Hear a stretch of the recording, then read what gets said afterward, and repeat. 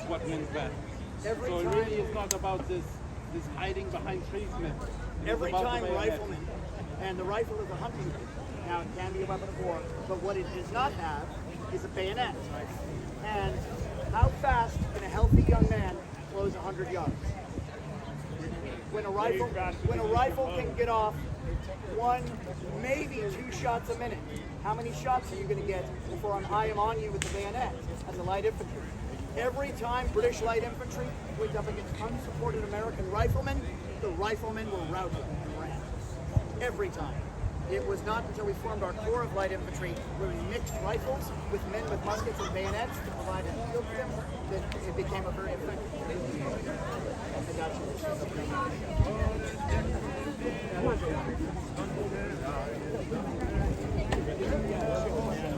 Thank you. Don't forget your old shipmates. And the best of friends must part. Farewell and dead.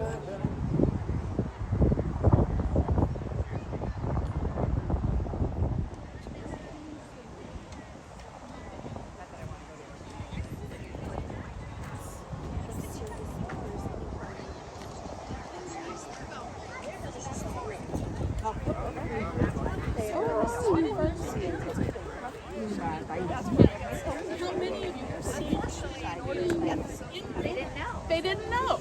They really didn't know. But yeah, just so y'all know, this is the kind of spinning wheel.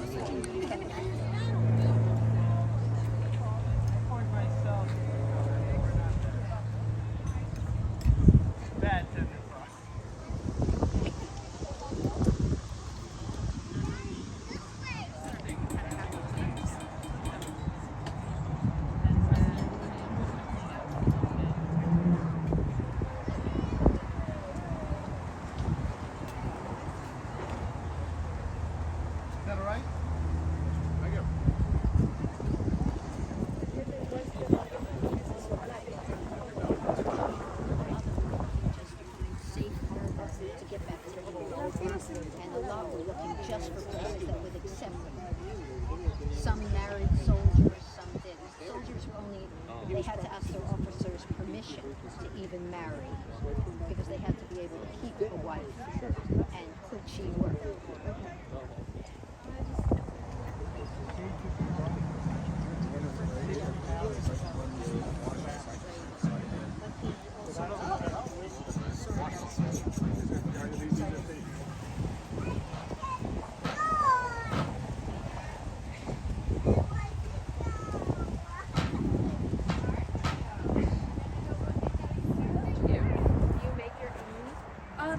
Taylor will make them. Yeah. We should have sales reception.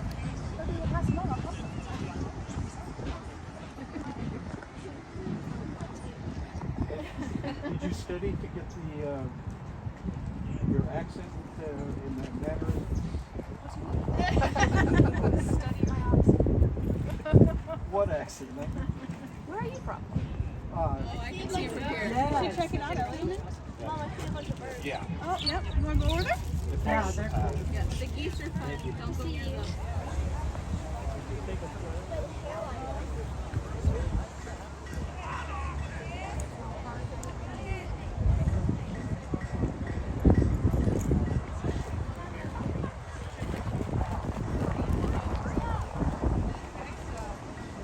What education was like in 1774. So if you guys want to be able to see things, you're welcome to come in as well. And we have some benches available if you would like. At this time, school was not compulsory, so you didn't have to. If nobody else wants to be here, come on in. All right. What does it do if he, for example, he is trying to make something, burn it in the fire? This is our future. Oh, it's not yet. But what purpose?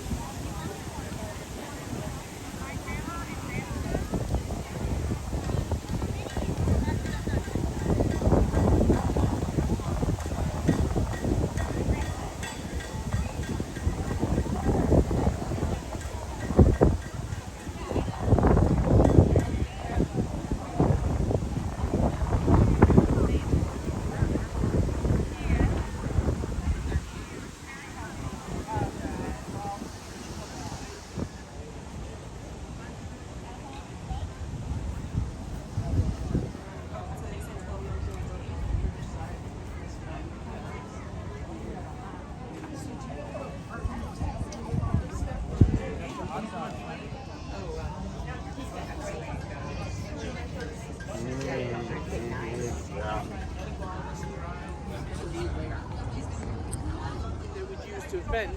If you are close enough and your opponent's weapon is engaged, you make an attack here, please. Here, as such, I can easily come in and smash him in the face, smash my opponent in the face.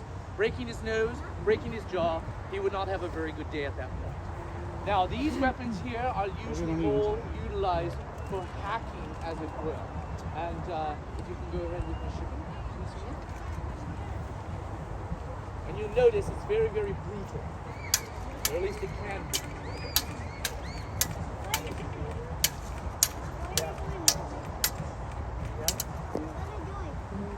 Now, a good arts martial, a person who works with an arts martial, would understand that your best defense is simply not to be there. So you would utilize evade as much as possible.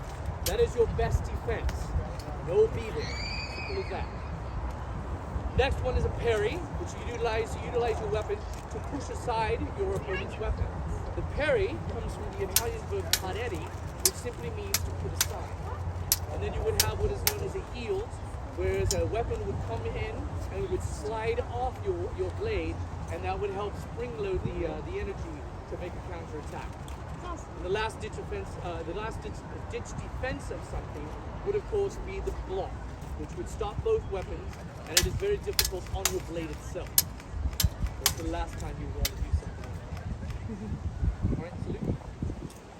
Grab the table. The next weapon is very similar to the backsword. In fact, it evolved from the backsword itself. That is still very much a formidable weapon. Again, slashing as opposed to hacking. And you'll notice during this demonstration, you'll notice that these weapons are a lot more circular in nature because you are slashing with the weapon. And of course the point. Now in this particular case, Senor Vega actually has an advantage on me because his blade is a little bit longer than mine. So in this case, size does matter. All right. You'll notice that it's a lot more circular as it works.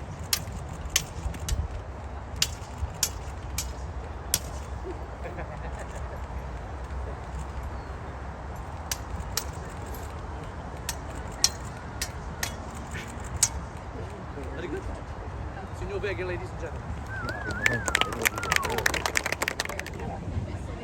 This is his first birthday. He's old and poor. But it really had real fun. I'm glad we get a few moments to actually get see what to say.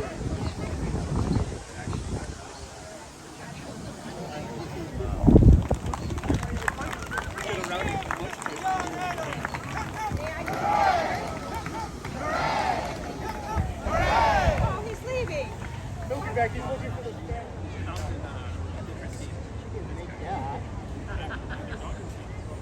Yeah, viva los Dodgers.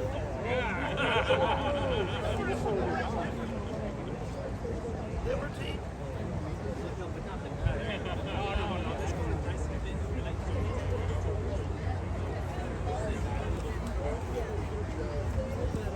Oh, please.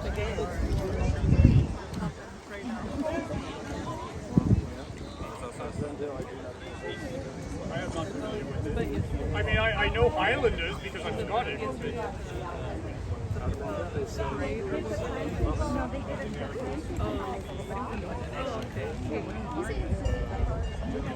Prince Charlie. I was there.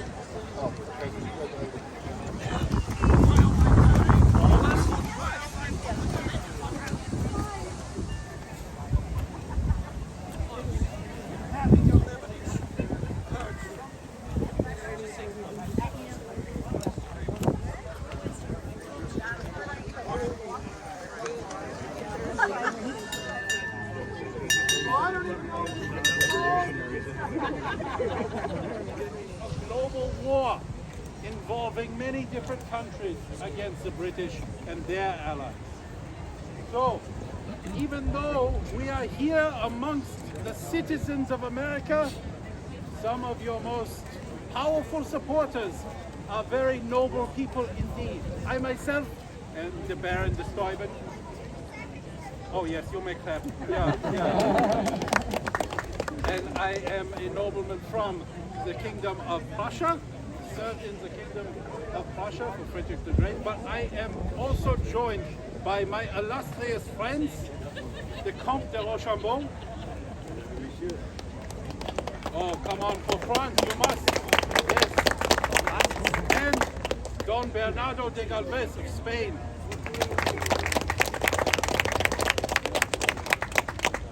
This war is so globally interconnected. We have France joining the war to support us as allies, as our friends, our brothers. But also because they also hate the English, the Spanish have joined us not as allies, but as co-belligerents in this war. And so they are merely our amigos, our friends. And so I will let them explain how their countries are supporting this war, this revolution in America. So first I will pass it to the Comte de Rochambeau. Mesdames et Messieurs, ladies and gentlemen, bonjour. I am General Jean-Baptiste Donatien de Vimeur, Comte de Rochambeau. Please forgive my poor English, as I have only just begun to learn your noble language. Now, who, you might ask, is this Frenchman Rochambeau, and what is his purpose here? I will explain. My king, His Majesty Louis XVI, sent me to your beautiful country, where it has been my honor to assist His Excellency General Washington in your fight for independence from the English King George. In early 1780, my king placed me in command of the Expédition Particulière, a force of 8,000 men selected from among the finest regiments in the French Royal Army. None of us knew how long we would be gone from France, but we all recognized the risk of never returning home in exchange for the opportunity to help your country in its noble struggle for freedom. And of course, we must also admit that no true Frenchman could resist the chance to fight the English. So, we sailed from France in April. We arrived in Newport in July, where we enjoyed the hospitality of the good people of Rhode Island and Connecticut. It was at this place that we set about recovering from our long sea journey. We gathered supplies and prepared to join forces with His Excellency General Washington. And in July 1781, our armies united near Phillipsburg, New York. It was from this place that General Washington and I assessed the feasibility of laying siege to New York City. After much consideration, we both recognized that our best chance for success against the British lie to the south in Virginia. So we continued south. And after much hard work, good fortune, and excellent timing, our combined forces achieved great success against the British in our Yorktown campaign. Working together with your Continental Army, we forced the surrender of General Cornwallis and his forces at Yorktown and Gloucester. At this moment, we did not know that this would be the last major battle in your war for independence. The importance of this defeat convinced the British to sue for peace with your country. So, now, we must also recognize that our victory at Yorktown would not have been possible without the aid of the French Royal Navy under the command of my colleague, the courageous Admiral de Grasse. In a single naval engagement, Admiral de Grasse defeated the British Navy's attempt to rescue General Cornwallis and allow for the safe delivery of our siege artillery. You should also know that Admiral de Grasse could never have reached us without the support of His Majesty King Carlos of Spain. Mesdames et Messieurs, I do not exaggerate when I say that we owe our success to the gallant and little-known efforts of their Excellencies, Monsieur Don Bernardo de Galvez and his colleague, Monsieur Don Francisco Saavedra. Bravo, Messieurs. Finally, Mesdames et Messieurs, I wish you to understand that we of the French Expeditionary Corps consider ourselves privileged to have worked alongside so many of your brave soldiers in your pursuit of freedom. We congratulate you on your newly acquired independence, and we wish you every success as you make your way forward in this historical endeavor. Vive and long live these United States. Long live His Excellency General Washington. Vive le roi et vive la France. Vive la France. French territory of Louisiana from 1777 to 1783. A lot of people don't know about our participation in your fight for independence.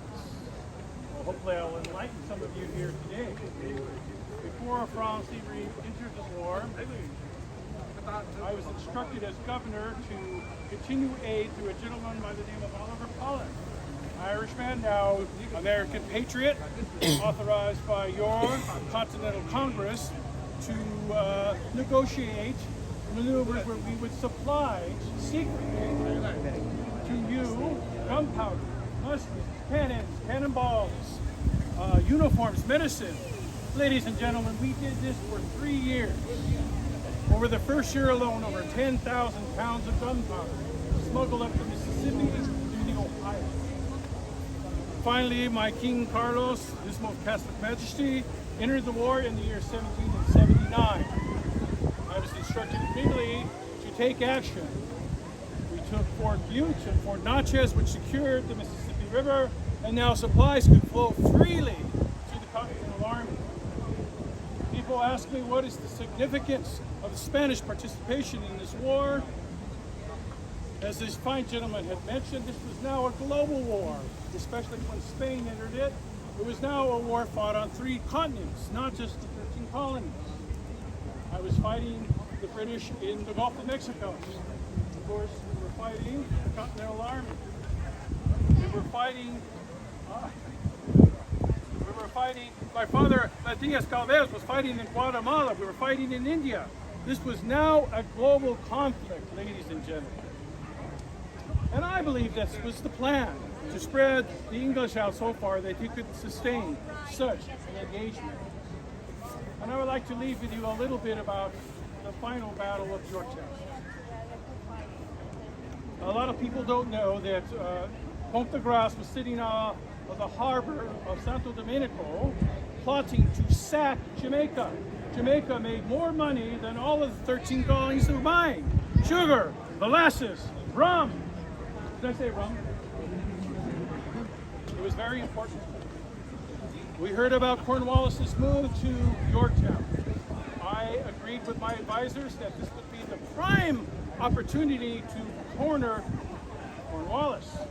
So I agreed and released Comte de Grasse, who was under my command, all 28 ships to sail to Chesapeake Bay. But what you don't know is that Comte de Grasse informed me that he needed 30,000 pesos to sail. He hadn't paid his sailors since he had left France. Also, he had been corresponding with General Rochambeau and General Washington, and they both required funds, hard spice, Spanish silver. Within 24 hours, Mr. Cervera, Francisco Cervera, raised over 500,000 silver pesos from the good citizens of Havana. I immediately released 1 million pesos on a ship that sailed 2 days behind Comte de Grasse to pay the French army and the Continental Army. If it wasn't for the generosity of the people of Havana, who knows how long this conflict would continue. So through our financial aid, through our materialistic aid, you can see how we influence the outcome of the American Revolution. So next time you hear about Rochambeau, Lafayette, Vive la France. Well, what about me, Don Bernardo, de Calvez, and what Spain did for your fight for independence? ¡Que viva! Gracias.